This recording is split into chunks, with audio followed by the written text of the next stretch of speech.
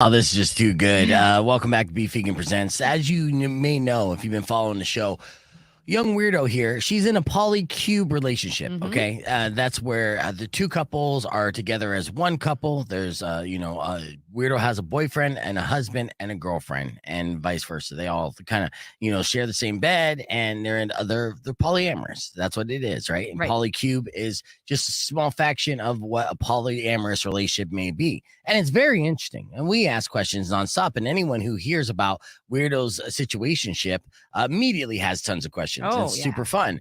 And just recently, Blended Family, which is on YouTube. No, My Extraordinary Family. Oh, My Extraordinary Family. Yeah. Reached out to them to do a little piece and put it on YouTube. Yes. Now, where do we know My Extraordinary Family from? The media company is called Truly. But they've done about other poly families, also like extreme extreme surgeries. Yeah. Yeah. So they recognize clickbait when they see it, and they sure enough did. And they just released the 10-minute clip on their YouTube page, which already has how many?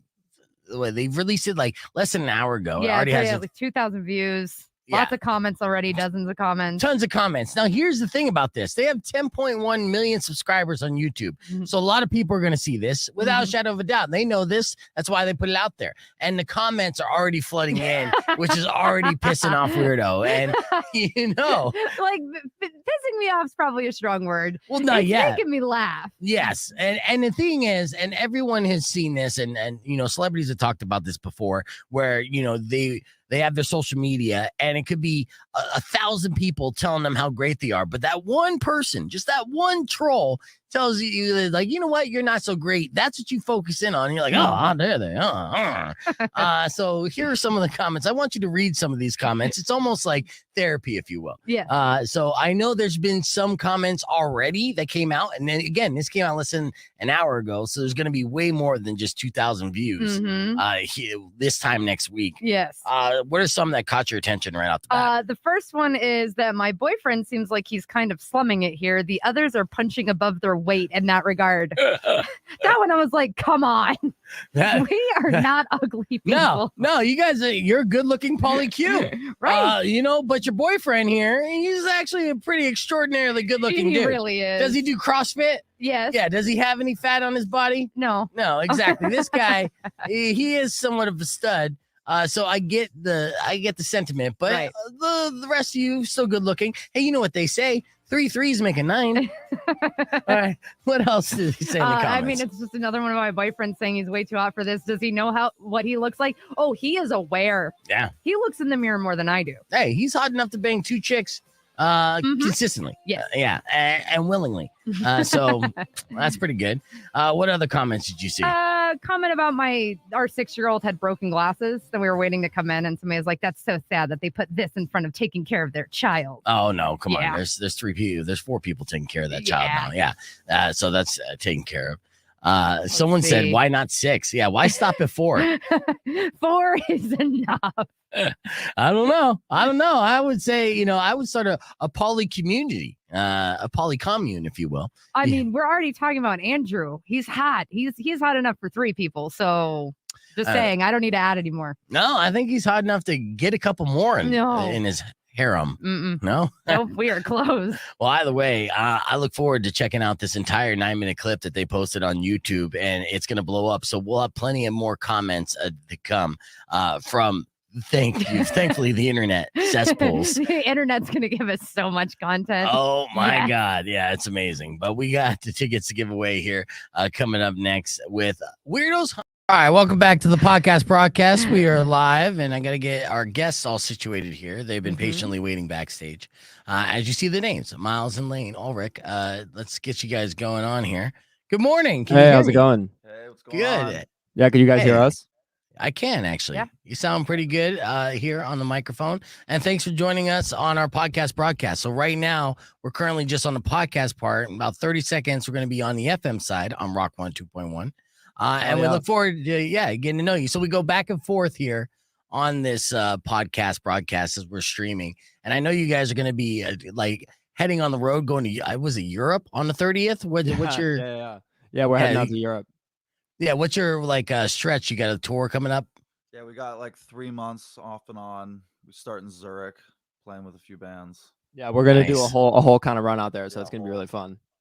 That's awesome. Nice. All right. We're live on Rock 102.1 KFMA. Joining us on the podcast broadcast, very special guest from a band that you guys need to know about is Taipei Houston. And am I saying that right?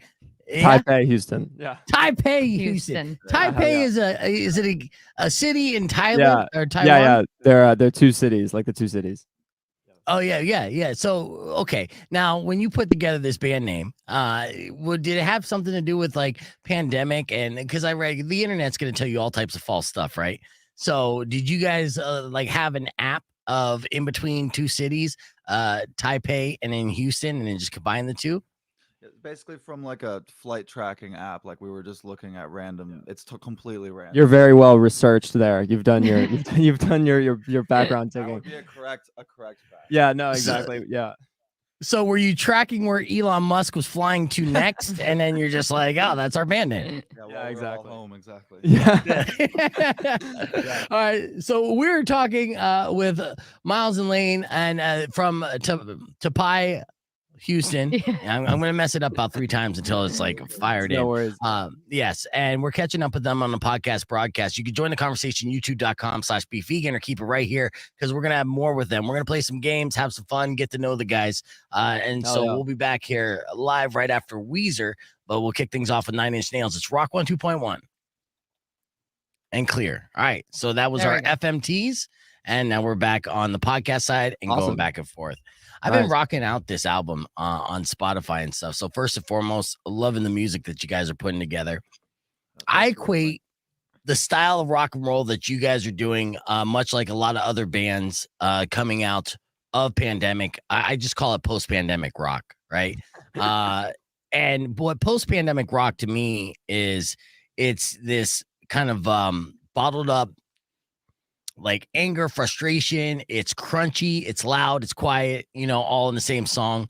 There's a lot of angst there's a lot of that kind of energy going out, and we were finding out that the trend now is back to distorted loud guitars, right? Like in 2010s it was a lot of clean guitars, a lot of synth, a lot of 808s, as far as rock and indie alternative, if you will. And now it just seems like it's all back into that loud in your face style of music.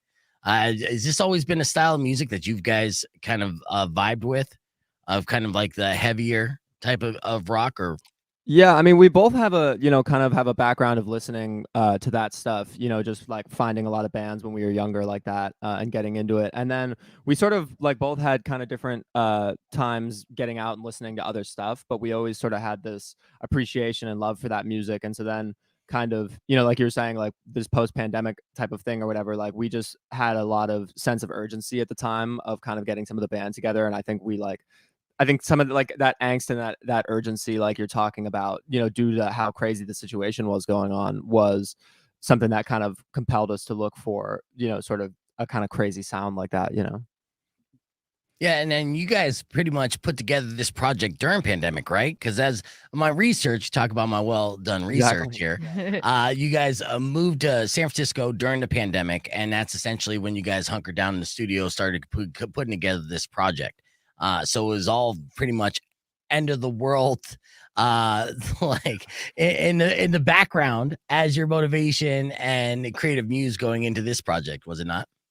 It's definitely. I think you're definitely right about the like kind of apocalyptic, like end of the world. yeah, pent up Yeah. emotion, crazy distorted guitar vibe. I mean, it was definitely that kind of record and that kind of process. It was very much like just the two of us in our basement, just figuring it out and like kind of freaking out and just making music.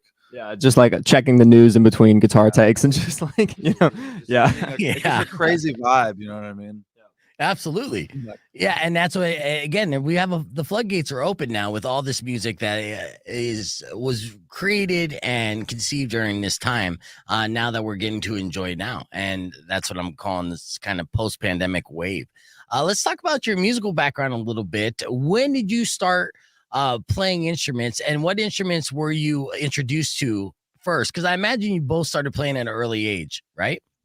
Yeah, probably around like 12 or 13. Yeah, kind of right at that prime age when, like as a young person, you can kind of pick something to get really into, you know what I mean? And so my first instrument was bass, actually, which is kind of what I play in the band too. And it was one of those things where I just got super, super into it, kind of learning lots of different stuff. And it kind of met right at the same time where like all my friends were doing it too. So I suddenly had this like community of people all just playing together, you know what I mean? Yeah, for me it was drums, but I kind of Nice. started playing everything at the same time and just being into music generally. I always listened. Like I think we both always were listening to music since we were like 3 or 4 years old, but didn't Yeah, you start can't. playing till later. I'm sure you couldn't avoid it, really. Now, which one's which? So I got Myles and Layne, but who? I'm Layne, he's Myles. Okay, got it. Yeah, that's good. That's good to know. Exactly. We get confused. So we look similar. Yeah, no, we start calling each other's names or whatever, or our own names. Well, I was watching a live clip from Austin City Limits, and I love the dynamic of a two-piece band, especially since, you're a bass player that sounds like electric guitar. A lot of, obviously there's pedals and whatnot, but what do you guys use in your setup to kind of give that full sound on the album? Or is it really just mostly bass and drums?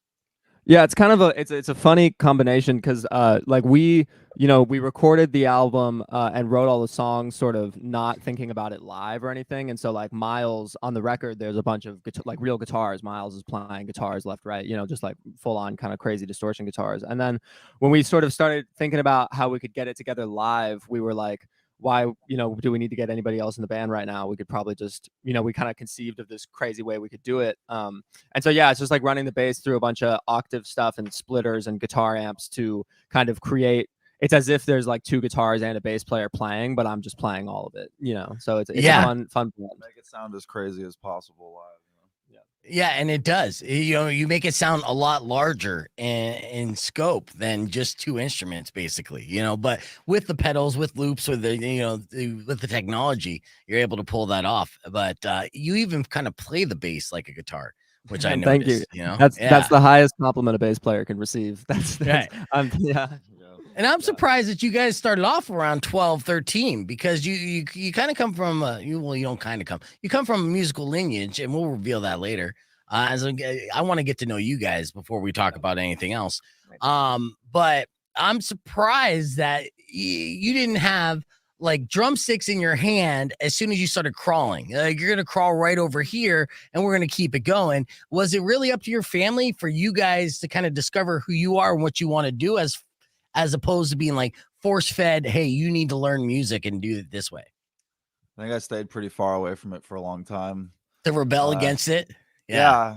I stayed away from it for a while and then just kind of found my own way to it, Yeah, no, exactly. I think like kind of like we were saying, we both come at it from such a thing of like kind of growing up with our friends, listening to like a lot of different bands and just kind of getting into playing in a lot of like small groups with high school friends and stuff, you know what I mean? So I think it like a lot of it had traces the lineage there, I think this is cool, and it's funny too because I have a teenage daughter, so I found this out myself firsthand, and you guys will find this out eventually as well. No matter how cool you are, right?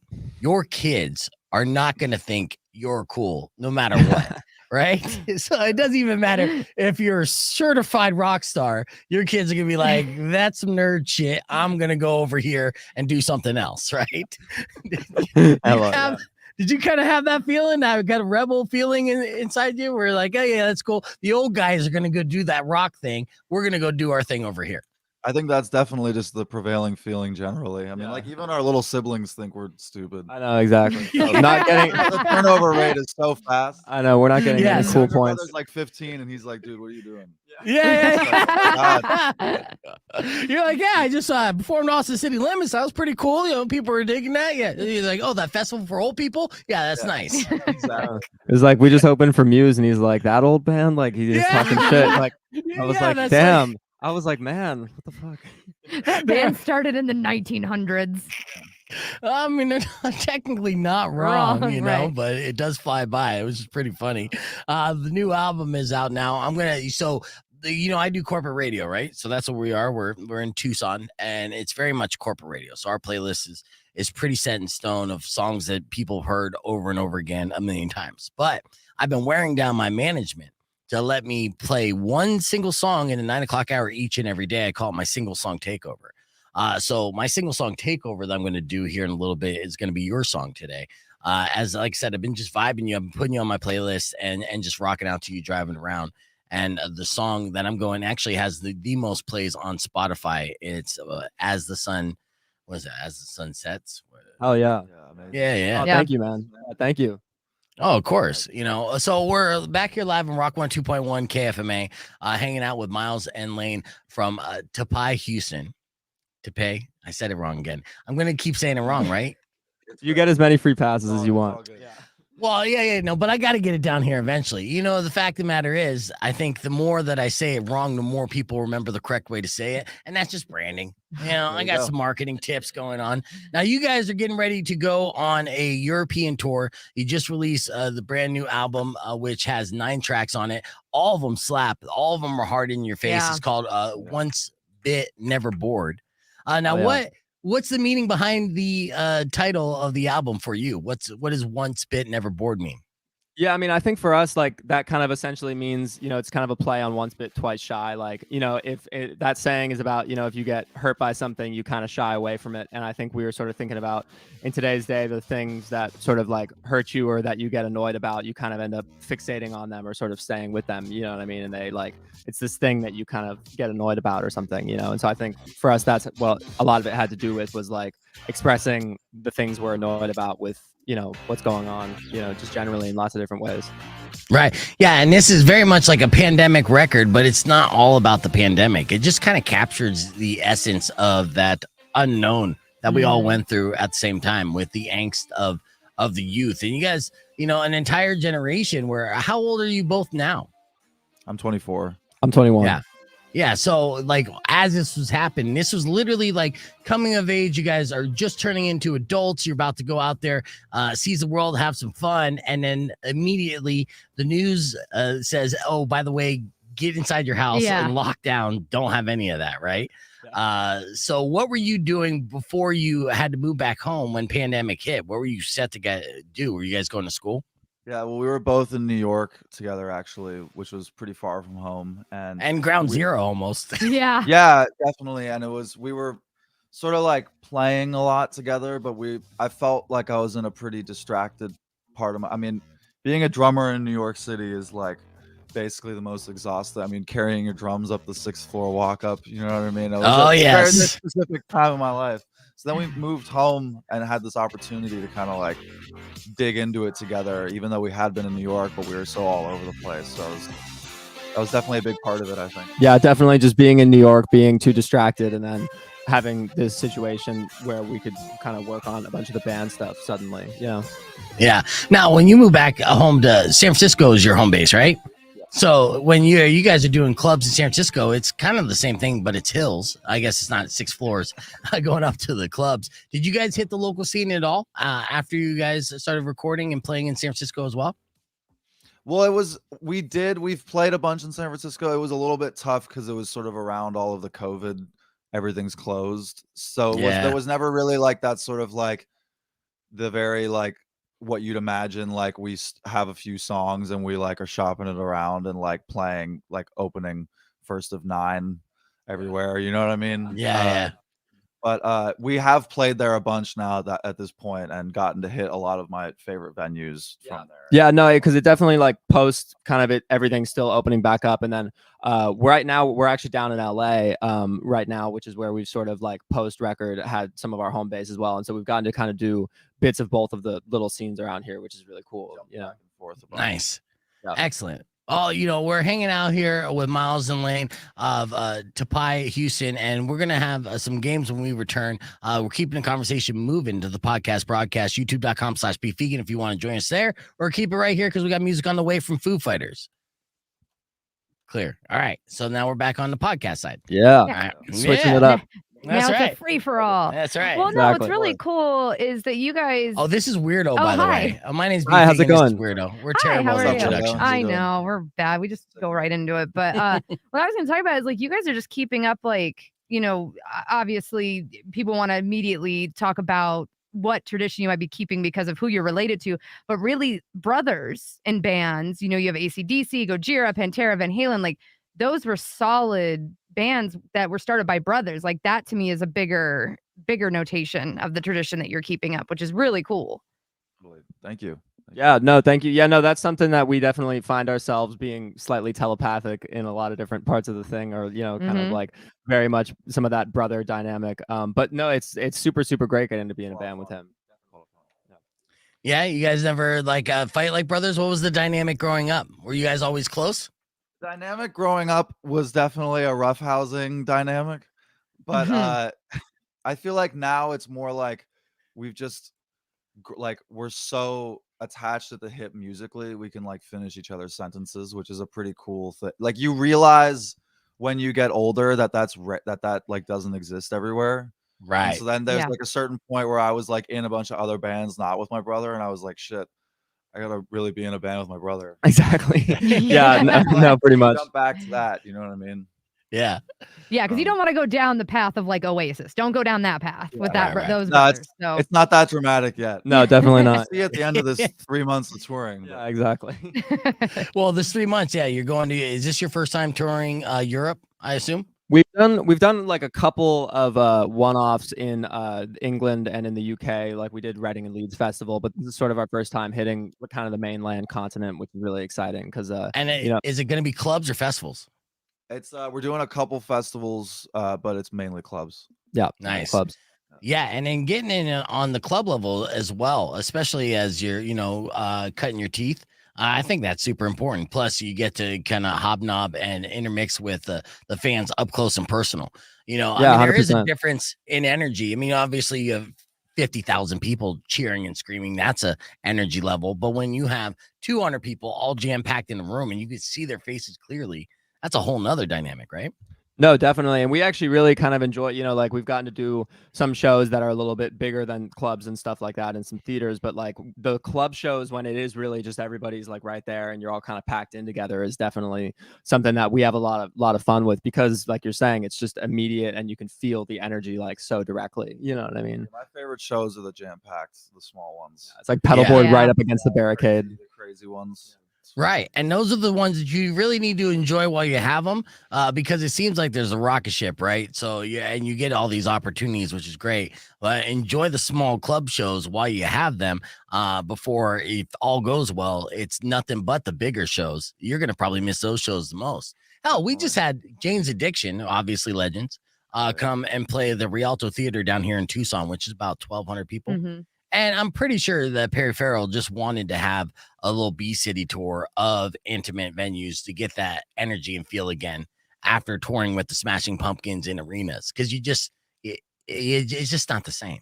Right? Yeah, that would make a lot of sense to me. I feel like there's a prevailing feeling amongst rock musicians about like loving small places, but you got to like seek out opportunities to play them, Definitely. Yeah, you're right. Yeah. And the 3-month tour in Europe is going to be fun. All right, I want to play a couple games here. Okay, Love it. Yeah, so the first game that we're going to play, and before I go into a game, I like to set this up properly here. All right, hey weirdo, What's up? I want to play a game. Let's go. All right, this game is called The Last Word. Okay. Now, this is how this game works. I got 3 30-second rounds. I'm going to give you a category. We're going to start off with one brother giving an answer. Then the other brother is going to give an answer back, going back and forth, giving acceptable answers for said category. Okay. Without repeating one another. Whoever gets the last acceptable answer in within 30 seconds wins the round. Best 3 rounds wins the last word. Are you ready? Definitely. Okay.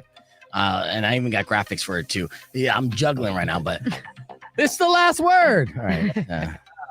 Here we go. 30 seconds on the clock will begin. Okay. Now, you were just Austin City Limits. You played some other festivals before.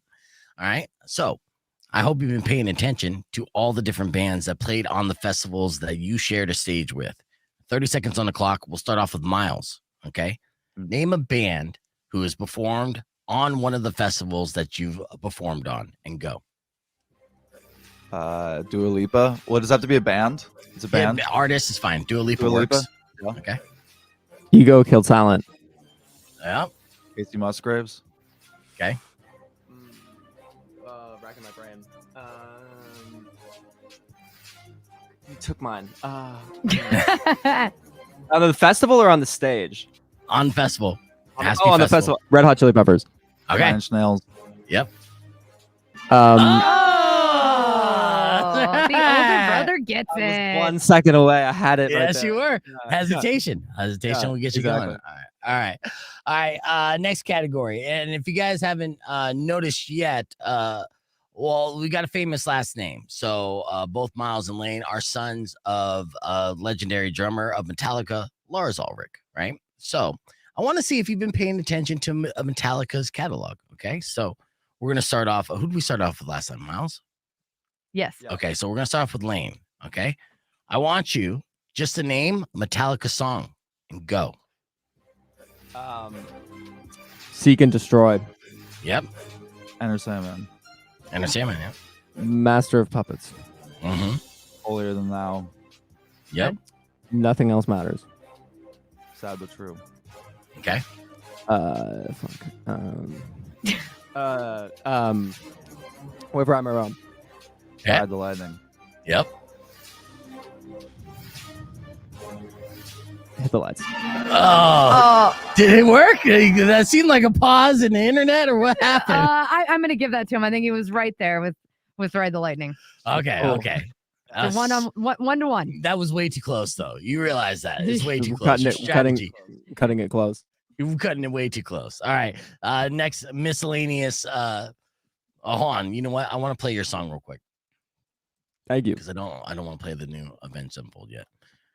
All right, Rock 102.1 KFMA. Welcome back to Beef Vegan Presents. We're hanging out here with Taipei Houston, which is a two-man group consisting of Myles and Layne. And I have my single song takeover that I want to do right now. And it's a song off their latest album, actually their debut album, Once Bit, Never Bored. 9 tracks that all slap, they rock, Yeah. they're real hard. And I'm going to give you a prime example right now. And since I have the guys on the podcast broadcast stream with me, I'll let you guys introduce it right here on Rock 102.1, okay? Hey, what's up? It's Layne. Miles. We're Taipei Houston. This is our song, As the Sun Sets. Hope you guys dig it. This is the first song from Once Bit, Never Bored. Check it out. Rock on.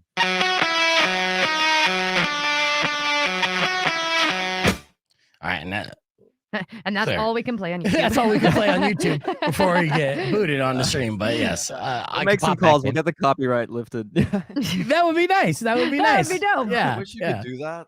I know. I know. Well, you can do that technically. We've done we've done studio takeovers, things like that.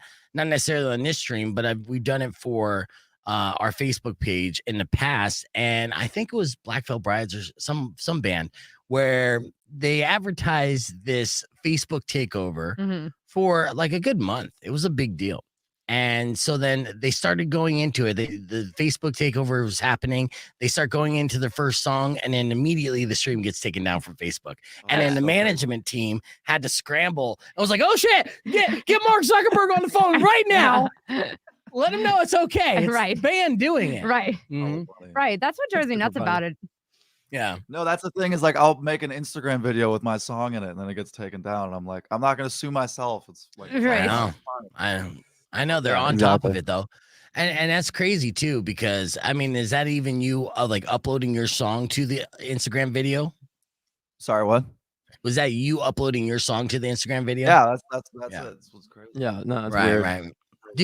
Are you guys not in Instagram yet as far as putting you up on reels and shit? Let me see. Oh yeah, no, we're on Instagram. Yeah, we it's just the band name spelt out. So yeah, no, and No, we I both know have that. our I follow that. Oh yeah, Yeah. But I mean the song. So when I put together reels, I like to put together sizzle reels, and then I'll pick a song to play in the background. Are you guys Oh, totally. in the song catalog as well? Yeah, we're loaded up on that. Nice. Do you get the notification being like, you cannot monetize this video? Yeah, no, that's all funny. that stuff it gets confusing. I don't really know how that stuff works, but we'll take Yeah. what we can get. Yeah. exactly. Right. Yeah, that's good. Who are some bands that would you like if you were to book your own headlining tour? Who are the bands that you would want to be in support with you, like to tour with today? Like who would we want to open for us? Yeah, or who you want to just play with in general. But yeah, There's so many people. Yeah. Well, I mean, I would say I mean, a lot of it is people I would like to open for, or something like that. I'm trying to think people. I mean, we love that band Idols, that new rock band. They're Mhm. definitely super awesome. Turnstile again. I don't not opening for us, but well, Turnstile opening, been yeah. around for a minute, right? So they put in their time. Turnstile's been around for a while. Yeah, definitely. Yeah, no, both of those bands are two like new, like I like Slow Tie a lot. yeah, that's a Slow new Tie's rock really thing as cool. well. Yeah, nice. Rap and rock kind of thing, Yeah. Yeah, no, and also like we just did a tour. We were opening for White Reaper, all the way, from Ohio all the way back up into Seattle and stuff like that. And those guys were super fun to play with. Nice. Yeah, those are good guys too. Yeah, no, those guys are the best. They're super awesome. Yeah, No, nice. they were like showing us the ropes of touring because we hadn't really been on a full thing yet, and it was really fun. Yeah. We're talking with Taipei Houston here on Rock 102.1 KFMA. We were talking about they just finished up a tour with damn it, I already spaced it. White Reaper. White Reaper. Yeah. And so yeah, what were some of the tips and tricks they taught you on this North American tour? I think it was just generally like how to survive on the road for a while. You know what I mean? Just like driving city to city. They'd just be like, here are the do's and don'ts. Like we'd get to a city and they'd be like, oh, this venue's the best, or oh, this place is not good, or like, you know what I mean? Yeah. We got some good experience digging ourselves out of the snow. That was a good one in the Pacific Northwest. Yeah, were you in a van? Were you guys doing van life right now? We actually had a truck. Oh, you had a truck. Not even a van. Pickup. We're You had a only pickup truck. We're only the two of us, so we can like really just throw everything in the back and just hightail it. Yeah, that's good. lot of I mean, fun. well, did you have like a bench in the back of the two front seats where you could at least like someone could lay down and nap a little bit between towns? No. It was pretty stuffed to the brim with drums and guitars. Yeah. You do have like it seems like you have an affinity for trucks. I saw one of your music videos was shot in the back of a U-Haul truck. Oh yeah. There you go. Yeah. That's a new. I didn't even think about that. That's good. Yeah, that was a good one. Yeah, That was fun. thanks. Yeah. That was fun. I tie it all together. All right, we're gonna have more with Taipei Houston here on the podcast broadcast. Now on the podcast broadcast stream, we're playing the last word, and both Myles and Layne tied it up. So we have a tiebreaker round. Now the first two categories were music based, but in last word, we go outside of that as well. So I'm gonna do one last tiebreaker round. We'll start off with Myles on this. Okay. And you guys know the rules. So whoever wins this round technically is the last word champion. Okay. And that's bragging rights that you could take to Europe with you. I'm gonna put it on the wall, like right back there. Yeah. In that blank space you see, there's gonna be my name, champion, getting a belt for it. Yeah. Yes, I will send you a plaque too. All right, once we get the budget. So, all right, here we go. 30 seconds on the clock will begin when I finish asking this question, and it's going to Myles first. Okay. Myles, name something you might say to get out of a traffic ticket and go. Ooh. I couldn't see the sign. I promise see I a was sign. driving in the middle of the road intentionally. I'm from California. That's a double fine in Arizona, by the way. But We're in a band and we're late for the show. there you go. Oh, Yeah. Is that Layne? Yes, Yeah. there we go. We got our Yeah. last word champion. We're keeping the conversation moving. YouTube.com/BeVegan. You can join us there. Keep it right here. It's Rock 102.1.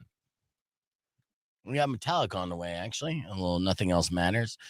Did you ever listen to Metallica growing up besides when you heard it around the house? I think not. I mean, necessarily intentionally. I mean, it was around a lot, obviously. Yeah, but not really sort of our cup of tea. I mean, mainly for us, we've always kind of been into a lot of like, I don't know, some music we kind of found like on our own a lot. You know what I mean? Like a lot of like early on, like Green Day and a lot of like Arctic Monkeys and stuff like that. You know, Yeah. White Stripes. Right. Yeah. Those are some of the bands that you're influenced by. Yeah. And then say in the last 10 years, who are the bands that you were spinning and listening to the most? I think, yeah, last 10 years, I mean, a big band that's an influence on our band is Arctic Monkeys for sure, or Radiohead. I think everything Jack White's done. Queens of the Stone Age are a big one. I really love Queens of the Stone Age. Yeah. Those are a lot of the big ones. Yeah, for us. Muse, So, Foo like, Fighters. I Muse, mean, Foo Fighters. yeah. Yeah. All. I mean, there's something that you can learn from all of those bands in lots of different ways, from whether it's songs or performing or different things. You know what I mean? Like, I think we love to just pull from different things to influence ourselves. You know.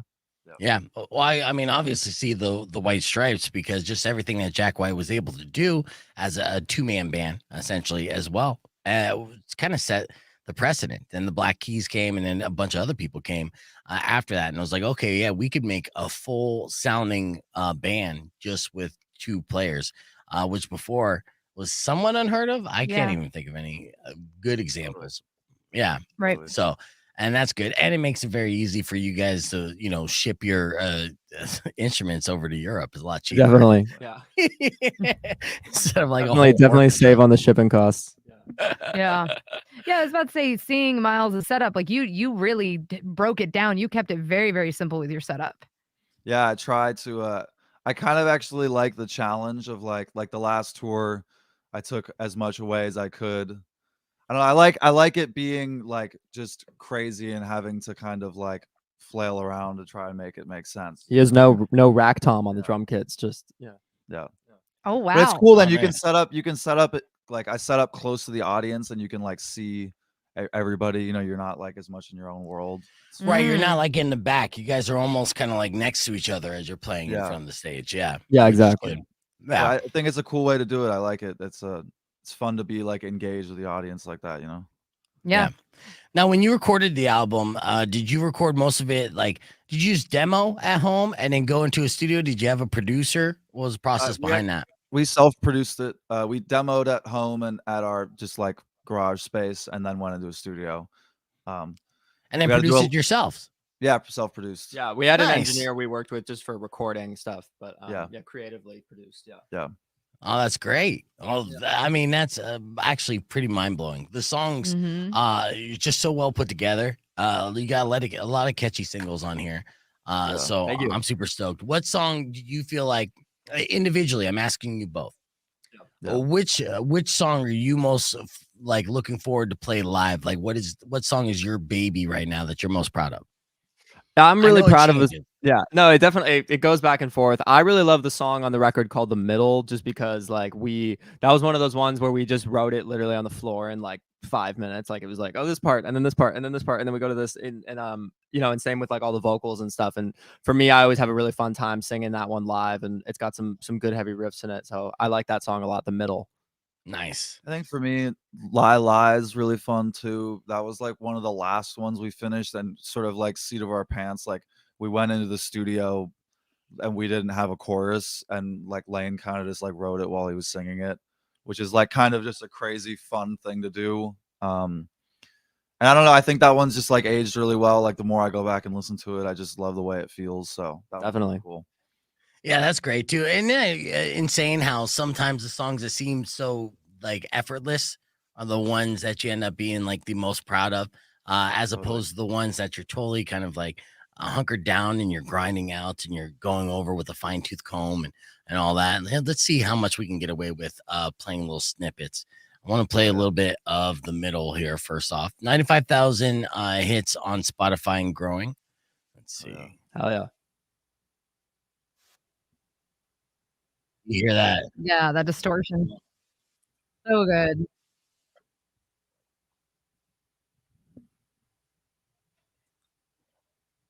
I'm a scrub ahead, so I don't get booted. Hell yeah. It's not We'll the make best some way to calls. feature songs. I know. it's Even if I perfect. played it in the background like bed music, the YouTube bots and Facebook bots all over my ass Mhm. too many Out to times. get you. Yeah, but even that- Protecting those damn artists. Which is good. I mean, I want that to happen, right? We are all about supporting artists, and we pay Hell yeah. our fees. Somebody does. No, of course. Lawyer. Yeah. Of course. Yeah. I don't. I'm broke, but here we go.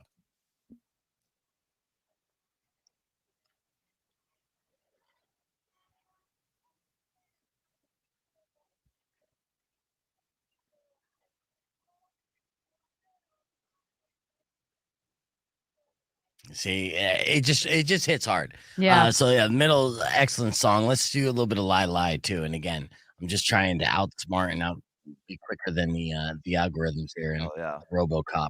I think Staying they got nimble. you. Did they get me? Yeah. Somebody on YouTube saying that they hear nothing. Okay. No audio for stream to hear. Son of a bitch. That's okay. We'll get Dang into it, playback. so I knew good. they. Hold on. Oh wait. Hold on. We'll be back. We'll be back on the audio, but that's all right. We're good on the recording. I knew it. It's sort of I tried to get away with as much as I could. I was so close. Right. And this music just we talked earlier about, the more intimate venues versus like the big festivals and stuff. And just as a fan myself of rock since like 6th grade, like I always like the smaller shows. And this definitely sounds like music that you could go crazy to and with 200 of your closest stranger friends and have a good time. Oh, I don't think we even muted out. I think it's because I didn't share the screen. Oh, maybe. Yeah. Did you guys hear that audio by chance when I was rocking it? We didn't. I don't think. I heard it for a second and then it cut out. Oh, okay. Oh. You probably heard it from. I was hearing it. Well, yeah, you heard it. You Yeah. probably heard it from my headphones. Here, this is how I got to do it on this. So I'm going, and if you guys are watching this on the playback or whatever, make sure you follow Taipei Houston on Spotify. This is their page right here. This is what the album cover looks like, which is artistic. What is the album cover? Who put that together? We had an artist do that named Liz Hirsch. She's really great. That is just sort of like a kind of random thing we came up with. Yeah, just kind of a crazy take on a couple, shapes and a TH and somewhere in there, if you can find it, is TH. Nice. Which we like because it's a little bit mysterious, Yeah. And it's almost like a Where's Waldo. You gotta make him search for it. Yeah, All right, here. All right, here's a little bit of Lai. Let's see if you can hear this. Before you never wait for your turn, just how you say the things you think you deserve, just how you feel only worried about the things that you learn, just how you feeling you're in the light, in the way you like, until it's on and never. You heard that? Yeah. Yeah. Yes, there we go. So that was an example there. Let me give you another example here of the middle. Again, go ahead.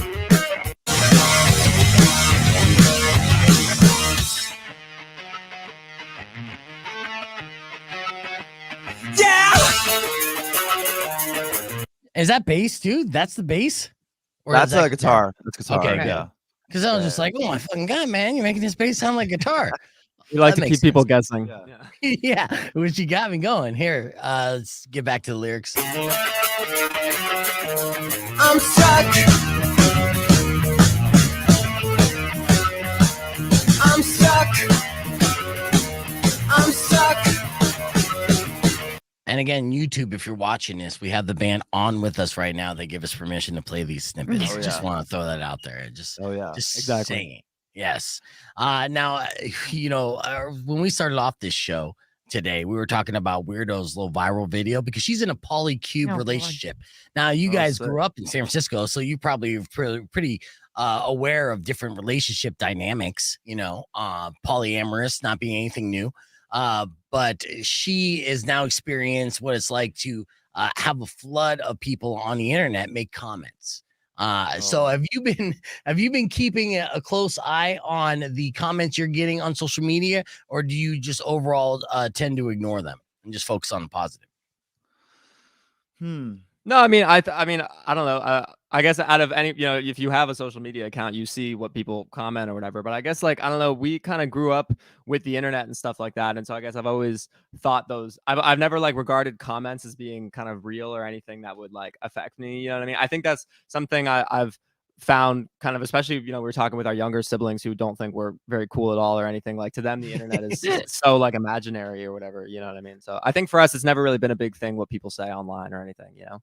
Yeah, I think even remembering from when I was little, people were already all my teachers at school were don't believe anything you see on the internet, blah blah blah, and I don't know. I feel like generally people are nice to us online, which I'm always I'm grateful for people's support, which is cool. Well, you just got to wait until you completely turn the corner. And when you completely turn the corner, that means when everybody knows your name and you've made it. And then that's when the troll bots come out, right? Yeah, I'm sure. So, yeah. And so that's what she's experiencing right now, which has been good, some good comments. Because you turned the corner. I guess. Yeah. Well, I mean, that's just internet gold. Next time you guys put out a music video, make sure you involve a polycube couple, which is 4 people all fucking, and romantically. Yeah. Yeah. And then that's just, again, internet gold. It's good music video material. It's good. It's an excellent music Hey, video. you are more than welcome to come to Tucson and film. We'll be here. It's a music video you could upload on Pornhub immediately, and it'd be top trending videos right there. Now, Thanks, Beef. you're welcome. You're welcome. Speaking of music videos and stuff, you guys got a couple. Let's see. Let me pull you up on the old YouTube as well and check out some of the. Now, I obviously referenced the music video where you performed in the back of a U-Haul. How many music videos did you shoot professionally so far? We've done 3. And with the music videos, it was these 3 your first music videos that you guys have shot? Yeah, actually. Yeah. It was a lot of fun to do them and like discover how the hell you are supposed to do that. Cool. Right. And well, since you guys self-produced your own album, were you hands-on in all the creative when it comes to these music videos as well? Yeah, we were definitely very hands-on, especially Myles, and kind of over the process of doing the music videos, sort of like by the third one, Myles, came up with the whole U-Haul concept, had all the ideas for the visuals, and kind of very much evolved into that position, which is pretty cool to get to see, as a bandmate. I really like that. It's definitely like a quick learning curve for it, because like we did the first one and you sort of like have an idea, but then you go in and you're like, oh, this is completely different than I'd imagined it. And then by the third one, I was like, all right, I know it's gonna look good now. And then you could sort of like you get a flavor pretty quick, you know what I mean? Exactly. Right. Yeah. What made you want to perform in the back of the U-Haul as far as the concept? I think honestly, we wanted all the videos for this record to be performance videos, like no like narrative acting shit. And it was almost like, how do we imitate the insanity of like tiny shows? You know what I mean? Because this record is such a you're playing a show in your basement with like 2,000 people crammed in there record. So we were like the U-Haul was just like, we had no money to do it. And we were like, all right, like, let's just get a truck for like 3 hours and just. Because it's like cheaper to get a small truck than to like build a small space or something for the shoot. Oh, absolutely. 100%. And just all the instruments sounded mental in there. Like just the drums, like reverberating off all the metal. It just sounded crazy. And it was just a lot of fun to just like be in the back of it. And it was pitch black if we didn't have our phone lights on. And it was just it's a good cagey vibe to mimic the record, Yeah. What was the temperature like outside? Because I know those things on the inside, it's like a hot box. Right? That was the one thing that was a huge bummer. Is when you're filming inside the back of a U-Haul, you're sweating your ass off. Yeah, when you're in LA in August shooting in the back of a U-Haul, it's basically a microwave. So you almost killed yourself shooting your music video. It's worth it for the art, man. I'll do it all for the art. I wouldn't be surprised if you guys tried to record some samples in the back of a U-Haul after finding out the acoustics in there, because I'm sure it sounds sick. Yeah, no, especially the drums just sound like insane. Pretty rock and roll sounding. Cool. Right. You hit the snare once and there's like a real heavy reverb on it, and it makes sound. Yeah. Well, that next, just put a co-producer credit. Throw it my way if you do record a single in the back of U-Haul, because I was kind of there for the idea, guys. No, to anybody listening, if you want to have a bunch of fun, get a U-Haul and fuck around with instruments in the back. Yes. Definitely. Oh, we're back on the FM side, by the way. So we're Aqua 2.1 KFMA. We're talking with Myles and Layne Ulrich of the band Taipei Houston, who you may have seen on the Austin City Limits lineup, and now they're currently going over to Europe. When are you going to be back in the States? And do you have anything loaded up as far as gigs in the United States when you return? Yeah, no, we're always cooking stuff up, and we're doing this kind of big stint over in Europe after being in the States for a bit, but we definitely can't wait to get back and come out, especially to your guys' way, because we haven't actually gotten to play in Tucson yet. We've done Phoenix now, but would really love to hit Tucson. Tucson's gonna gobble you up, man, because we're a rock town. We like our heavy guitars, we like our high energy shows, and people just love that. And honestly, as a city, we've been neglected.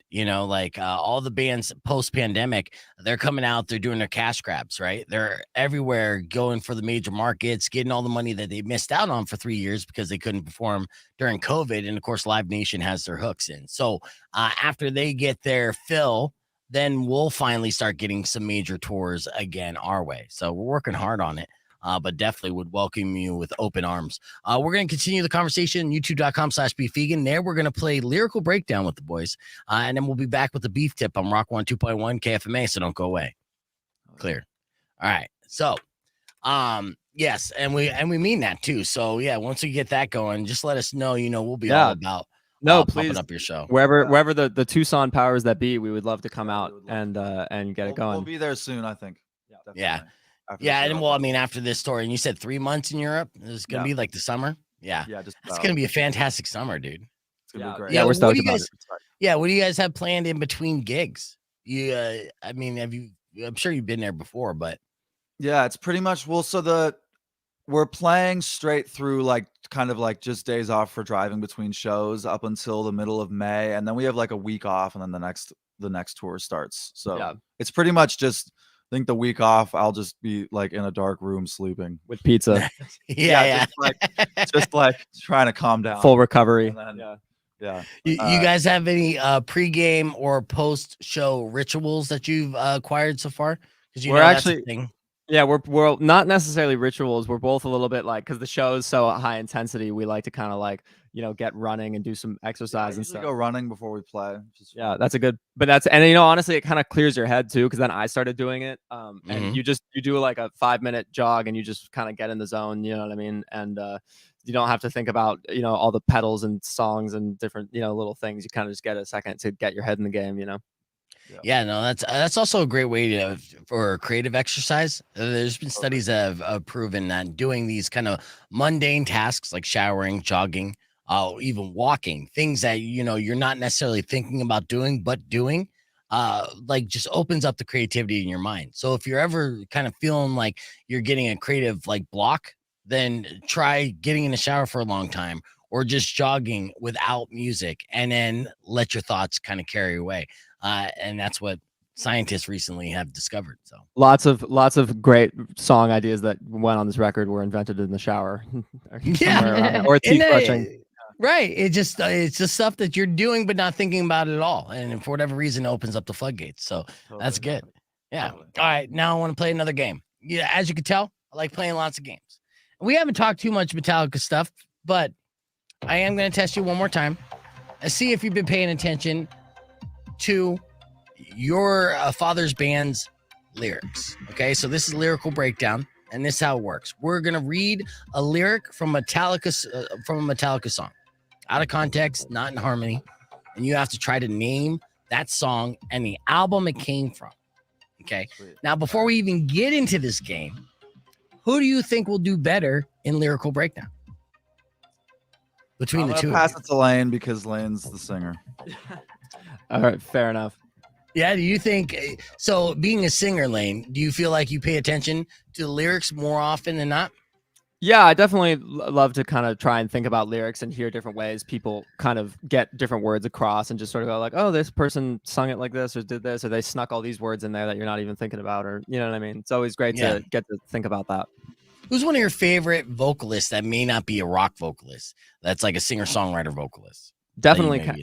A singer-songwriter. Well, I'll throw the brothers thing. Noel Gallagher for sure is about as singer-songwriter as it could get. You know what I mean? True. I think he's super, super great. Also, Elliott Smith, both of them are like great, singer-songwriter and really like storytellers as well. You know what I mean? Yeah. All right. Well, and then Myles, what is your favorite song of Layne's that he's written? Favorite song of Layne's that he's written? Yeah. Ooh, that's interesting. Crazy.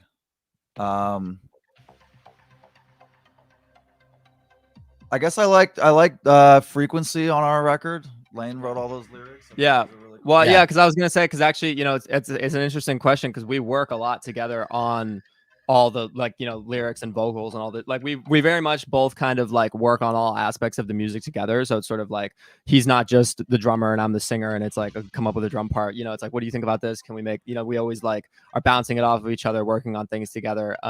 So I always feel like it's this very collaborative process where it's like things we're writing together as well, Nice. But yeah, you didn't know that though. So Frequency would be his favorite. See? Yeah. See, there you go. That's a good one.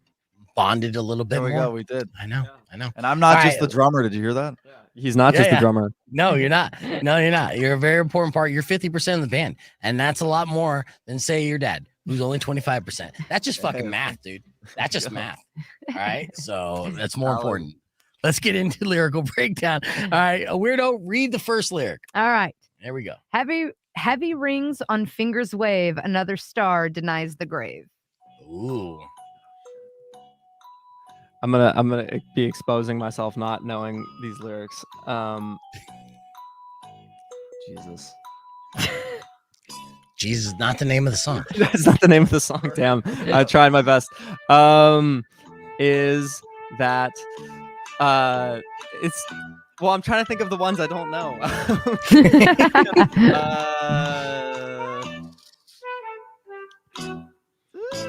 I don't know. Oh, I got clocked. Sorry. That stumped me. it's the memory remains. From So- Reload. And the memory did not remain with me. No. It did not. No, it did not. All right, here we go. Next lyric. I'll read this one to you. Again, you got until the clock runs out. All right, these are the lyrics. These times are sent to try men's souls. Something wrong with all you see. Interesting. Is that his turn or my turn still? You know what? Either one of you at this point. Right. If anyone has an answer, shout it out. Creeping Death, I guess. Is it Creeping Death? It is not. It is Creeping not. Death. Ooh, Yes. interesting. Yeah. I have no idea. I honestly have no idea.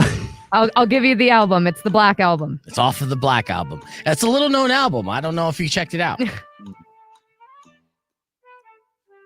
Through the Never? No. No. See, but you did go for deep tracks on I this. did. Now, guys, we normally play this game with the songwriters who wrote them, and it's a difficult game for them as well. Yeah. But we go deep for that on purpose. We should probably not have gone so deep, but that's all right.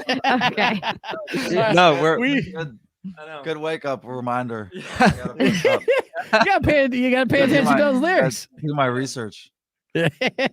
Well, we've been having a great time with Layne and Myles Ulrich of the band Taipei Houston on the podcast broadcast. You can check out the entire conversation of the hang with the guys at youtube.com/beefvegan. Unfortunately, that's all the time that we have on the FM side. So we're going to be wrapping things up. But I just want to remind you guys, get a chance, go check out that album. You can stream it in its entirety. It's out now. It's called Once Bit, Never Bored. And Taipei Houston is the name of the band. The album rocks. It just in your face rock and roll, nice and crunchy and distorted, great vocals, and the entire theme. It's just great post-pandemic rock and roll. So I congratulate you guys on putting together a fantastic debut album, and I wish you the best of luck in your European tour, and we can't wait to see you back in the States. Thank you guys so much for having us. Yeah, thank you so much for having us, for playing the music. We really appreciate it. Oh, of course. Sounds You good get- enough. Yeah. You know it. Yeah, well, hopefully, again, we'll get to Taipei Houston in Tucson soon As soon as enough. possible. Yeah. All right. Well, before we wrap things up, let me give you a beef tip. And I guess it's beef tip that I'll share with you today is let's see. Oh, yeah. Like, are you guys germaphobes in the bathroom? Oh, you guys are constantly on a robe? Well, I don't know. No, I mean not I mean kind of like you said, we're always on the road, so you know, don't have a lot of time for that. Yeah, when we're All on right. the road, it's not really a thing. Well, according to a recent survey, we have tricks to avoid germs in the bathroom. 62% of us sometimes use paper towels to open doors. Right? Have you ever done that? I think I have in some pretty gnarly gas stations, middle of nowhere, definitely. Yeah. Right? 43% of us flush the toilet with our foot. Mm-hmm. Mm. And 20% of us use the elbow to start the hand dryer. So I guess if you're doing any of those things, don't feel weird. Or as you know, 100% of us. Actually, I was gonna have like a terrible joke there, but I'm just gonna wrap things up. I was like, most of us aren't a little bitch. All right. Again, Taipei Houston is the name of the band, and make sure you check them out, stream their entire album. Myles and Layne, thank you so much for hanging out with us. We appreciate it, and we'll talk to you guys again soon. I'm sure of it. Thank you very much. Have a good one, y'all. Yeah. You too. Thanks, All y'all. right, for the rest of you guys, Robin Nash is up next. You enjoy the rest of your day. Drive safe, ride safe, and as always, rock local. Later. All right, clear. All right, and we're clear on the FM side. I think we are. Am I pressing play? This is how we were going pretty smooth. Yeah. Myles Layne, I hope you guys noticed how smooth Yeah. it was. For No, the that entire was round. Killing. Yeah. like I said, Awesome. nimble. Yes, but now it's a shit show. Okay, there we go. Do we have All dead right, air yeah. again? Yeah, we had dead air for a second. I'm like, nothing's working Yeah. at this very moment. Yeah, but it did it last week, and Mac had to come in and be like, "You have dead air for like 3 minutes." We're like, "Oh no." I know we were having a good time. Always got to be a so. little rough around the edges to be rock and roll, you know. That's punk Right? rock. That's our what whole part of style. It means it's You know human. what I mean? Yeah, exactly. That's like I mess up all the time, and like my consultant's like, yeah, it's very relatable. Yeah, Whenever exactly. you sound like a moron, people are like, that guy's like one of us. So Man of the Man- people. Manny, one of our OG streamers, because we've got streamers that like have stayed with us from the beginning. Every time Beef has mispronounced the name, he has taken a shot. So he has now had alcohol poisoning and been to the emergency room. I had That's just one of last the best Wednesday. things I've ever heard. Yeah. I need to start doing that, honestly. It's a new drinking game. Anytime somebody mispronounces, just have a Yeah. flask with me. It could be worse. And this time I asked ahead of time, but last Wednesday we talked to the lead singer of Pop Evil. His name is Lee Kakate. All right. Did you know that? No. Neither did I. Yeah. And I said Lee Kakate Katie. for the first 37 minutes of our interview. And I reset. I'm radio guy, right? So I'm resetting every time. Hey, we're talking with Lee Kakate. Blah, blah, blah, blah, blah, blah, blah. And he's super nice about it. 37 minutes into the interview, I'm like, motherfucker, why couldn't you tell me? So now I got to do this like clip of all the times I said his name wrong to him. And, obviously I know who he is, but yeah. So, Pretty funny. yeah, at least I didn't mess up Taipei that much. There you go. JP. Is it Minimal amount of times. Taipei. Taipei. By the time you make it to Tucson, I'll have it ingrained in my brain. If not, Hell yeah. I'll tattoo it on my arm. Okay. Yeah. There we go. Yeah. That's perfect. I'll hold you to that. All right, guys. I'll let you go. Safe travels in Europe, and I look forward to following your career. Thank you guys. Yeah. Thank you guys so much. Awesome. Great to see you guys. Thanks, Of Myles. course. Thanks, Layne. There you go. We'll catch you on the flip side, guys.